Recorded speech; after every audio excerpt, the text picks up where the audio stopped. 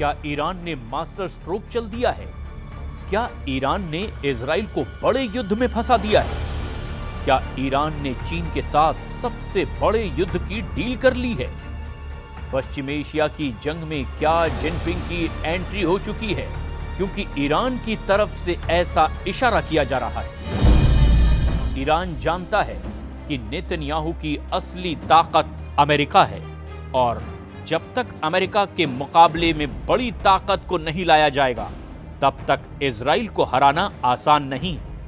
वहीं इसमें भी कोई शक नहीं कि ट्रंप की व्हाइट हाउस में वापसी से इजराइल और मजबूत होगा, इसकी पूरी गारंटी है। ऐसे में पश्चिम एशिया में इजराइल और अमेरिका पर लगाम लगाने के लिए ईरान ने प्लान बी पर काम करना शुरू कर दिया है और इस प्लान बी का मतलब है शी जिनपिंग। ईरान ने कहा है कि चीन के पूरे पश्चिम एशिया में सबसे बेहतर रिश्ते हैं और चीन का दखल दुनिया के कई इलाकों में शांति ला सकता है। अब्बास अराक्ची ने कहा कि चीन को इजराइल के युद्ध का इलाज करना चाहिए, तभी इलाके में शांति लौटेगी। चीन میتونه قدرت ایفای نقش سیاسی در منطقه برای حل و فصل اختلافات، برای کمک به کشورهای منطقه در جهت رسیدن به راه حل‌های مسالمت آمیز برای اختلافات خودشون کمک بکنه چین و جمهوری اسلامی ایران به سهم خودش از این حرکت استقبال میکنه و آمادگی همکاری رو داره. चीन की एंट्री कराना इजराइल के खिलाफ ईरान का बहुत ही खतरनाक प्लान माना जा रहा है। सीरिया का भी इलाज ईरान ने ढूंढ निकाला है।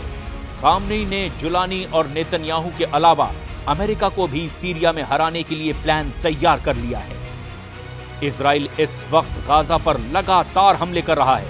दक्षिण लेबनान में अब भी इजराइल की फोर्स एक्टिव है और इसे लेकर हिजबुल्लाह ने फिर से युद्ध शुरू करने के सिग्नल देने चालू कर दिए हैं।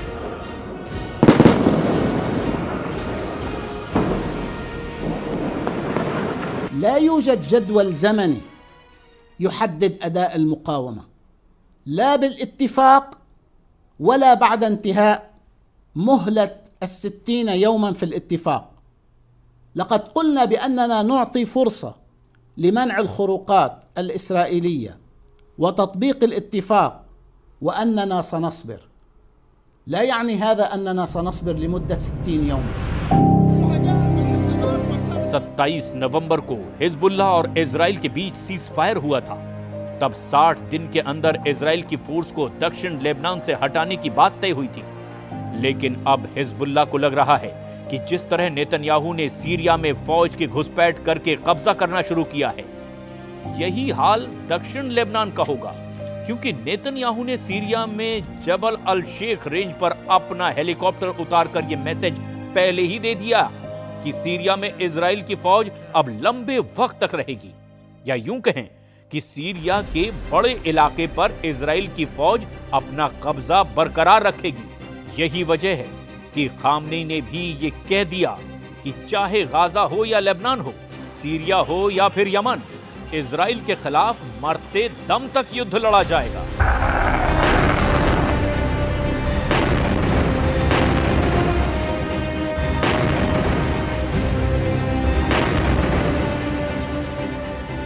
हर खूनी के लबनान नماد مقاومت و پیروز خواهد شد. یمن هم نماد مقاومت و پیروز خواهد شد و انشاءالله دشمن و متجاوزین در رأس همه اونها آمریکای طماع و جنایتکار مجبور خواهند شد دست از سر مردم منطقه و ملت‌های منطقه بردارن و با ذلت از این منطقه انشاءالله خارج بشن. इसमें कोई शक नहीं कि ईरान एक तरह से सीरिया में हारा है। वहां की असद सरकार को हटाने के पीछे अमेरिका और इजराइल का जॉइंट प्लान रहा और बशर अल असद को सत्ता से हटाने में जुलानी सबसे आगे रहा और जुलानी का नजरिया इजराइल को लेकर काफी नर्म है। नेतन्याहू भी कह चुके हैं कि सीरिया में असद सरकार को हटाना इजराइल का मास्टर स्ट्रोक है। The historic events we witnessed today are a chain reaction to the pounding of Hamas, the decimation of Hezbollah, the targeting of Nasrallah, the blows we delivered to the Iran regime's axis of terror. And all this came, as President Trump pointed out this week, because of Israel and its fighting success. Iran जानता है कि Netanyahu ने Iran के साथ नया mind game खेलना शुरू कर दिया है। ईरान की अपनी रणनीति है और इसकी वजह बड़ी मजबूरी भी है। सीरिया इस बात का सबूत है कि ईरान का रुख इजराइल को लेकर और सख्त होता जा रहा है। ईरान के विदेश मंत्री अब्बास अराक्ची ने इजराइल को चेतावनी दी कि अगर उस पर हमला करने की कोशिश हुई तो पूरा पश्चिम एशिया युद्ध में जलेगा। यही वजह है कि अब्बास अराक्ची ने चीन को युद्ध का इनविटेशन दे दिया है। ईरान चाहता है कि चीन भी सीरिया, गाजा और लेबनान के वॉर जोन में एंट्री करे और इसे ही ईरान की चीन के साथ सबसे बड़े युद्ध की डील कहा जा रहा है। ईरान किसी भी कीमत पर नहीं चाहता कि सीरिया में इजराइल मजबूत हो, जबकि नेतन्याहू ने तो सीरिया में बफर जोन का एक्सटेंशन बनाना भी शुरू कर दिया है। लेकिन ईरान से लेकर सऊदी अरब और बाकी अरब देश भी बहुत अच्छी तरह से जानते हैं कि ग्रेटर इजराइल नेतन्याहू के वॉर कैबिनेट का सबसे बड़ा एजेंडा है और इस एजेंडे को नहीं रोका गया तो उनका काम भी तमाम हो जाएगा। और यही वजह है कि ईरान ने बाकी अरब देश से अपने संबंध बेहतर बनाने शुरू कर दिए हैं। بسیار پر التهاب در منطقه خاورمیانه و غرب آسیا رخ انجام گرفت. ما چند اولویت داریم. یکی از این اولویت ها حسن روابط همسایگی در منطقه پیرامونی خودمون هست. ایجاد ارتباط خوب. इसमें कोई शक नहीं कि पश्चिम एशिया में युद्ध खत्म होने का नाम नहीं ले रहा और इस युद्ध में सबसे ज्यादा धमाका इजराइल ही कर रहा है, चाहे गाजा हो या फिर सीरिया या फिर दक्षिण लेबनान।